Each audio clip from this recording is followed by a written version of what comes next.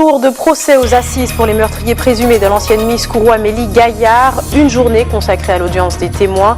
Amélie avait été tuée par une balle perdue lors d'un sound system à Balata en 2010. Bientôt, un nouveau pont sur la Comté pour remplacer l'actuel passage qui traverse la rivière depuis 42 ans. Construit non loin du premier, il sera livré en 2017 et aura coûté 10 millions d'euros. Et nous recevons ce soir la présidente de l'Observatoire du Carnaval guyanais. Nous aborderons ensemble le projet d'entrée du Touloulou au patrimoine de l'UNESCO. Une démarche, vous le verrez, bien engagée.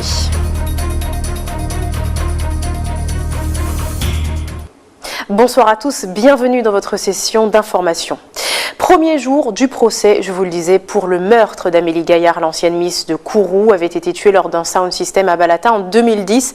Les trois suspects, Denis Grant, Johnny Vadrop et Rudy Yago, sont aussi jugés aux assises de Cayenne depuis ce matin et jusqu'à la semaine prochaine. Seuls 2 d'entre eux se sont présentés pour le moment et une partie des témoins ont été entendus. Aujourd'hui, Ayodele Germa revient sur les faits. C'est ici, au Conseil général, dans la salle de délibération de l'ex-Conseil général, que se tient le procès en assises pour le meurtre d'Amélie Gaillard, l'ex-Miss Kourou. On sait aujourd'hui que la balle qui a touché la jeune fille provenait du canon que détenait Rudy Yago. Celui-ci est l'une des principales personnes mises en cause dans cette affaire. Celui-ci reconnaît avoir tiré en l'air et tiré au sol, mais ne pas avoir pu toucher la jeune fille. D'autres personnes ont également été entendues, comme l'adjudant Lionel Rossi, qui était en poste à la gendarmerie de Matoury à l'époque des faits. Celui-ci est revenu sur la position des différents protagonistes sur le terrain de football de Matoury au moment des faits. On a également entendu l'ex-copine de Rudy Yago qui est revenue sur un certain nombre de points de sa déposition faite en 2010. Elle nie notamment avoir été en connaissance du fait que son ami possédait une arme à feu. Aujourd'hui, ce procès commence ici dans la salle de délibération du Conseil général et se poursuit jusqu'à la semaine prochaine. Vous venez d'entendre l'ex-petit ami de Rudy Yago, un des prévenus en cause dans ce meurtre, a produit aujourd'hui un témoignage différent de sa déposition d'il y a 6 ans. Pour Laurent Decaune, avocat de la partie civile, elle cherche à protéger son ex-petit ami. Écoutez. On a entendu une personne qui disait exactement le contraire de ce qu'elle avait dit sur le moment, dans une dynamique qui bien sûr est de nature à minimiser la gravité des charges pouvant peser sur M. Yago.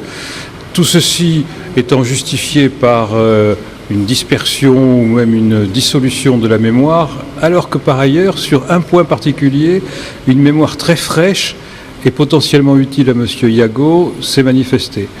Par conséquent, ça laisse quand même avoir quelques appréciations critiques sur la valeur de ce témoignage. Les parents d'Amélie Gaillard, qui ont perdu un être cher, sont attachés à avoir la vérité. C'est un besoin majeur de tous les proches des victimes. Le pont de la Comté va bientôt être remplacé par un nouveau pont flambant neuf. Aujourd'hui obsolète après 42 ans de service, cette voie à sens unique qui traverse la rivière de la Comté sur la RN2 va céder sa place à un nouvel ouvrage à 2 voies, cette fois-ci, dont la construction a déjà été commencée non loin. Le chantier est donc entamé. Il devrait être accessible dans un an. Mia Pierre nous explique.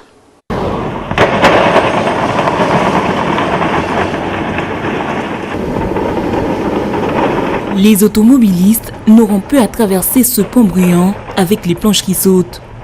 Le pont de la Comté vit ces derniers mois. L'ouvrage ne peut plus faire face à l'augmentation du trafic routier. Les travaux de construction du nouveau pont ont commencé.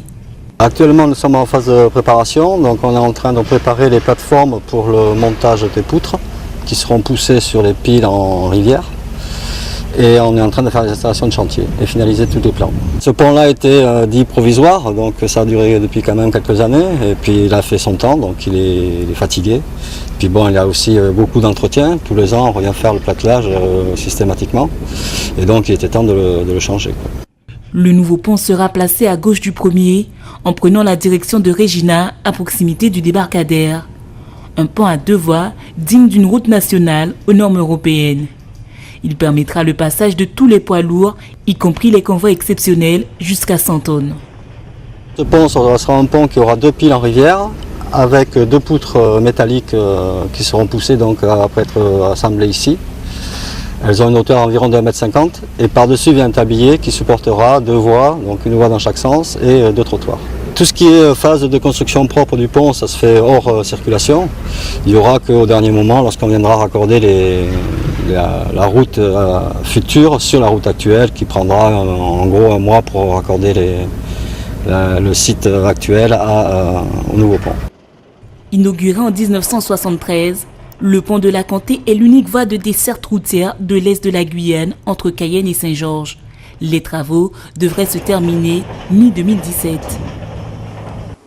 La filière aurifère à la conquête de nouvelles mains, c'est en tout cas la démarche d'un groupe d'entreprises du secteur appelé Grappe Orchidée. Leur vice-président est allé aujourd'hui à la rencontre d'étudiants du lycée Melchior Garré. Objectif, présenter l'éventail des métiers et donner envie aux jeunes de se lancer sur cette voie. Xavier Paul Lepelletier y était, regardez. Certains sont bien contents de ne pas aller en cours, pour d'autres il s'agit d'une véritable curiosité, celle de mieux connaître une filière qui se veut prometteuse lors de notre Guyane.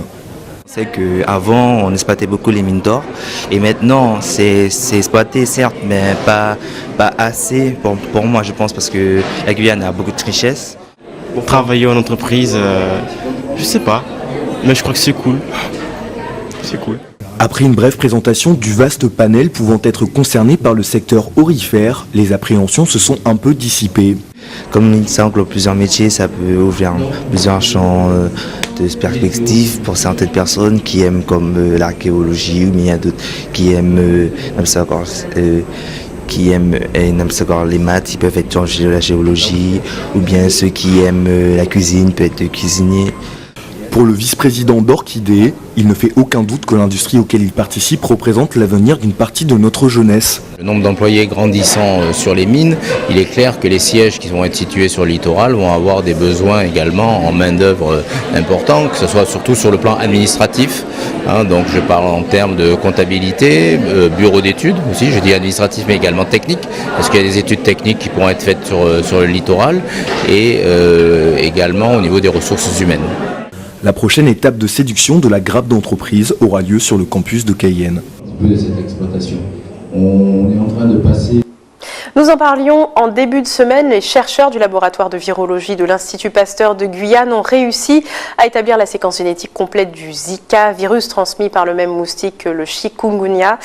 Une grande première mondiale et une avancée scientifique majeure qui devrait faciliter la lutte contre le virus qui est en train de gagner en ce moment du terrain en Amérique du Sud. Pour féliciter ces équipes, la CTG a tenu à les mettre à l'honneur lors d'une cérémonie qui s'est tenue ce matin. Réaction au micro de Jonathan Lariot. C'est une fierté pour les chercheurs de l'Institut Pasteur de la Guyane, mais aussi pour la Guyane, pour la recherche française en Guyane. C'est important de montrer qu'ici en Guyane, on a les capacités en temps record de faire de la recherche qui bénéficie par la suite l'ensemble de la communauté scientifique. C'est gratifiant parce qu'on connaissait déjà certaines séquences du Zika, mais sur d'autres continents. Donc là, avec l'arrivée du Zika en Amérique, il était important de savoir à quel lignage on avait affaire, tout simplement pour pouvoir mieux combattre et développer des techniques de diagnostic appropriées et voir si celles qui existent étaient appropriées à ce virus ici, chez nous. Et justement, en Martinique, l'obligation de vacciner les enfants est remise en cause par certains parents. 3 vaccins sont obligatoires avant l'âge de 11 ans. Pourtant, on constate une baisse de la vaccination chez les bébés de moins de 9 mois entre 2014 et 2015 de 5%. Si le sujet fait débat au national, en Martinique également, on fait confiance, cette fois aux pédiatres. Céline Chalonneau. Aujourd'hui, Maëva et sa maman sont venues pour l'injection prévue au calendrier des vaccinations obligatoires avant l'âge de 11 ans. La seule crainte de cette maman est l'aiguille de la piqûre. Des prises de sang, j'avais toujours peur de l'aiguille. Et pour elle aussi, ça m'a fait le même effet. Comme si c'était moins compliqué. J'ai plus eu peur de l'aiguille que du vaccin, quoi. Depuis sa naissance, j'ai toujours fait les vaccinations comme ça avait été demandé. Donc je ne suis pas contre et je ne serai pas contre. Tant que ça peut faire du bien à mon enfant, tant que je n'ai pas entendu vraiment de choses qui pourraient nuire à la santé de mon enfant, je suis pour. Si certaines maladies comme la rougeole ou la tuberculose semblent venir d'un autre temps, elles sont loin d'être éradiquées. Pour ce pédiatre, une piqûre de rappel s'impose afin de mieux cerner le rôle du vaccin. Il est censé prémunir les publics fragiles. La vaccination permet chaque année d'éviter 2 à 3 millions de décès chez les enfants. Si on comptabilise le million de morts qu'on a évité par la rougeole, les millions de morts qu'on a évité par hépatite, je pense qu'il comprendraient la nécessité du vaccin. Il suffit de partir dans certains pays, vous allez au Népal, vous allez dans certains pays d'Afrique, s'il y a eu autant de morts par Ebola, c'est du fait de l'absence de vaccination. On a très peu de parents ici qui refusent catégoriquement les vaccins. La vaccination protège l'individu et protège la société. Donc peut-être que l'État, effectivement, a un rôle. Peut-être que c'est pour ça qu'il y a un certain nombre de vaccins qui sont obligatoires. Parce qu'en protégeant l'individu, on protège aussi la société. L'oubli ne justifie pas la banalisation de ces maladies hautement contagieuses aux conséquences mortelles. Ainsi, dans les zones de grande précarité, une recrudescence de certains anciens virus a pu être observée ces dernières années en France. Restez avec nous dans quelques instants. Nous verrons comment une filière cosmétique guadeloupéenne se développe avec une huile locale, la Galba. Et puis, nous découvrirons une exposition sur la diversité des habitats traditionnels de Guyane réalisée par 2 talentueuses collégiennes. Images à suivre dans quelques instants. Intéressons-nous d'abord à la recherche cosmétique en Guadeloupe. Depuis plusieurs années, un docteur précurseur en phytocosmétique de l'île produit de nombreuses huiles locales comme celle de Galba. En 8 ans, Henri Joseph a réussi à développer toute une filière d'oléagineux 100% local. Gros plan sur un secteur d'avenir avec Bénédicte Jourdier. Au laboratoire Phytobocase, William contrôle le bon déroulement de la clarification de l'huile de Galba. Nous traitons à peu près plus d'1,5 tonne de graines de Galba. Là, nous sommes à la dernière étape après le pressage, c'est-à-dire la clarification de l'huile. Nous l'utilisons pure, cette huile de Galba, ou sinon elle rentre directement dans la composition de nos cosmétiques. L'huile de Galba possède des vertus hydratantes, calmantes et régénérantes. Un or vert de la Guadeloupe, au dire du docteur Henri Joseph, qui a su valoriser les fruits de cet arbuste tropical. On constate en Guadeloupe que toutes nos huiles sont importées, que ce soit l'huile d'olive, l'huile de tournesol, l'huile d'arachide, toutes nos huiles sont importées. Alors qu'il y a beaucoup de plantes en milieu tropical, en fait, qui peuvent produire des huiles, et nous, on les a rassemblées sur un même lieu. Inspiré de la forêt tropicale, calebassiers, cocotiers et avocatiers sont rassemblés ici sur un même lieu afin de créer un système agroforestier. Un écosystème riche favorisant les échanges entre les espèces végétales, favorisant la biodiversité et plus particulièrement la biodiversité auxiliaire. Et parmi elles, les chauves-souris et les abeilles, utiles à la floraison des oléagineux. Le pollen, ça ne m'intéresse pas, c'est pour les abeilles. Mais une fois que l'abeille a fécondé, j'aurai des fruits par exemple de Galba. Et ces fruits, en fait, pour que je puisse les avoir, il faut les cueillir. Et j'ai observé que la nature peut me rendre service. Parce que j'ai trouvé dans la nature un cueilleur de fruits qui s'appelle des guimbos. Ce sont des petites chauves-souris frugivores. Ils cueillent les fruits pour nous, les arbres qui sont en haut. Et par un système d'entonnoir, les graines, en fait, ils tombent dans chaque filet. Donc vous voyez comment on peut utiliser la nature dans une sorte d'économie circulaire où tout le monde travaille.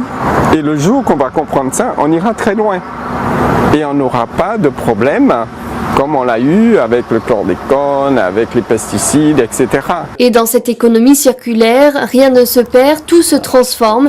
Henri Joseph tire profit ainsi de ses 47 variétés de calebasse pour en faire un kit de pique-nique biodégradable. Il faut plutôt utiliser les plantes pour produire ce dont on a besoin. Et ça, c'est créatrice d'emploi. Et aujourd'hui, toutes les politiques, ils cherchent des solutions d'emploi. Eh bien, la biodiversité est une source. Profitons-en. Et pour créer de l'emploi, ce passionné a bien d'autres projets dans sa calebasse. Une information pratique maintenant, sachez que le stationnement sur le rond-point de Mirza, les 3 races à Cayenne, est interdit par arrêté municipal durant toute la période du carnaval, donc jusqu'au 10 février, les soirs de bal parés masqués. Et du côté des défilés dans les rues, le dimanche, de nombreuses rues sont sujettes à des fermetures à la circulation et au stationnement.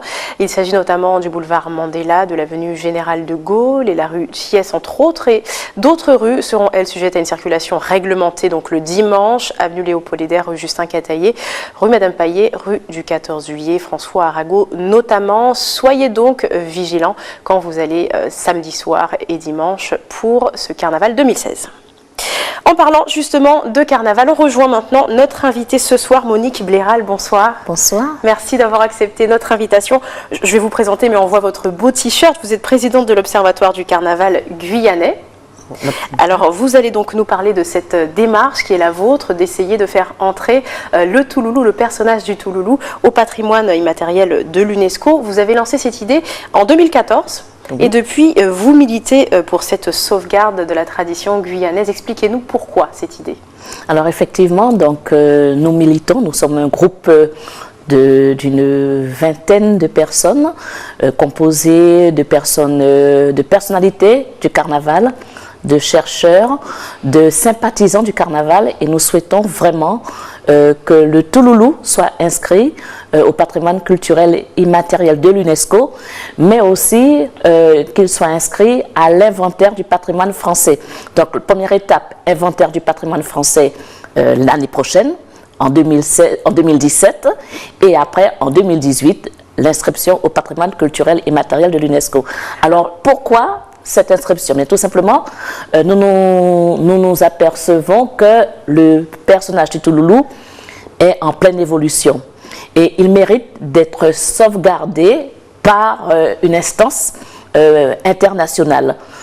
Sauvegarder ce Touloulou avec ses rites, ses symboles, afin que demain, nos enfants sachent qu'il est lié à l'histoire de la Guyane, qu'il fait partie de notre histoire et que, bon, il mérite d'être protégé par rapport aux emprunts culturels qui nous guettent avec nos amis frontaliers du Brésil, des Antilles. Justement, revenons sur cette histoire du Touloulou et son origine. On a vu tout à l'heure dans Mimi Souk, juste avant ce journal, quelques images. On demandait aux personnes ce que vous pensez. Voilà, qu'est-ce que vous pensez que c'est un vrai Touloulou? Expliquez-nous, qu'est-ce que c'est qu'un vrai Touloulou?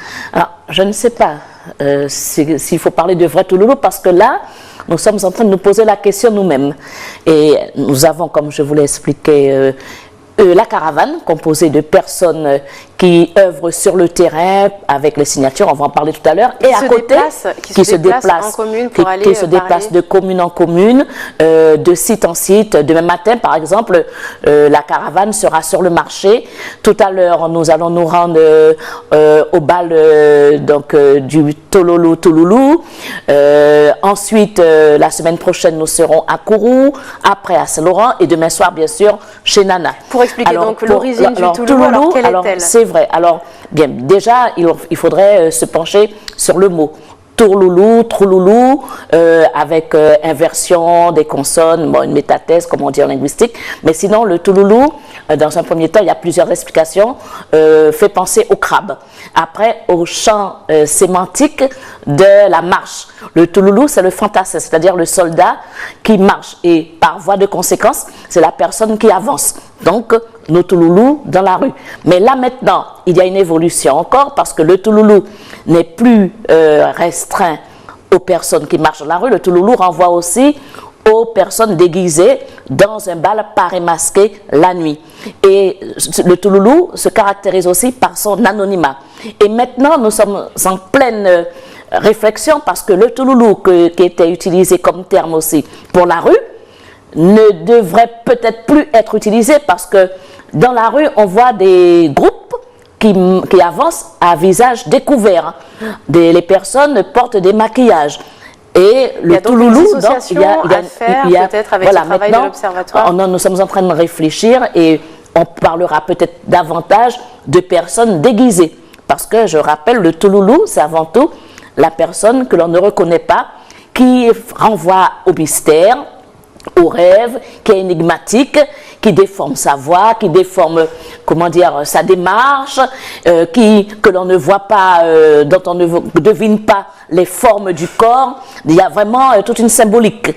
À l'origine, en tout cas, dans les bals parés masqués, effectivement, on ne devait pas reconnaître les formes, etc. Justement, sur ce Touloulou, précisément, des bals parés masqués, quelle est son évolution selon vous? Alors, justement, et c'est pour cela que nous voulons le porter à l'UNESCO. Déjà, comme je vous le disais, au niveau de la présentation même, on voit que l'allure n'est plus la même. Nous avons des touloulous maintenant qui portent des vêtements chatoyants, des vêtements cintrés, alors qu'autrefois c'était de la cotonnade et on ne voyait pas les formes. Et ces touloulous pouvaient aussi effectuer, comme certaines personnes le disent, des niqabs. C'est-à-dire, le touloulou avant tout était là pour pouvoir faire rire, parce que le carnaval en lui-même, c'est le jeu, c'est la dérision, c'est l'inversion des valeurs et c'est l'amusement. Et maintenant, quand on regarde, que ce soit dans les bals Paris masqués ou dans les rues, ben, on ne voit plus la dérision, on ne voit plus le jeu, on est dans le spectacle, on est dans le sérieux, c'est l'apparence avec le brillant, et c'est là qu'on peut penser aux influences extérieures telles que les couturières brésiliennes ou encore le masque vénitien qui a été importé en Guyane, et c'est cela en nous disant faisons attention, empruntons mais sachons ce que nous empruntons, la signification de ce que nous empruntons. Et n'oublions pas ce qui fait notre identité. Il y a donc beaucoup de travail pour l'Observatoire du Carnaval à ce sujet. Une dernière question pour voir où on en est justement de cette démarche vis-à-vis de l'UNESCO. Qu'est-ce qu'il reste à faire pour accéder à ce statut? Alors nous avons beaucoup de choses. Alors dans un premier temps, comme je vous le disais, il y a une équipe scientifique qui travaille sur la rédaction, sur une rédaction pluridisciplinaire du touloulou, l'histoire, la langue, on explique le mot touloulou, voilà, l'anthropologie, la psychologie, le rapport homme-femme, quand on est touloulou, voilà. Et donc l'année prochaine, il va falloir ensuite présenter donc ce rapport à l'UNESCO, attendre ensuite. Alors il y a ce rapport, donc le document scientifique. Et à côté, il y a aussi toutes les signatures, et c'est pourquoi avec la caravane du Touloulou, nous passons recueillir des signatures, parce que justement, ces signatures sont importantes au niveau de l'UNESCO pour ensuite valider la demande. Parce qu'à travers ces signatures, à travers, quand on demande nom, âge, identité, qualité, fonction, c'est parce que ce sont des preuves tangibles pour l'UNESCO qui vont montrer que effectivement la population de Cayenne jusqu'à l'intérieur du pays, âge confondu, sexe confondu, soutiennent. On comprend votre passion, Madame Béral, pour le Touloulou. Je suis désolée, je vais devoir vous couper un petit peu la parole parce que le temps file. Juste simplement peut-être une date pour savoir quand est-ce qu'on aura cette fameuse réponse qu'on attend tant. Eh ben, déjà, moi ce que je dis, soutenez-nous et regardez, mon badge, c'est écrit « Moi, foi de Touloulou, je serai à l'UNESCO ». Donc pour le moment, soutenez-nous.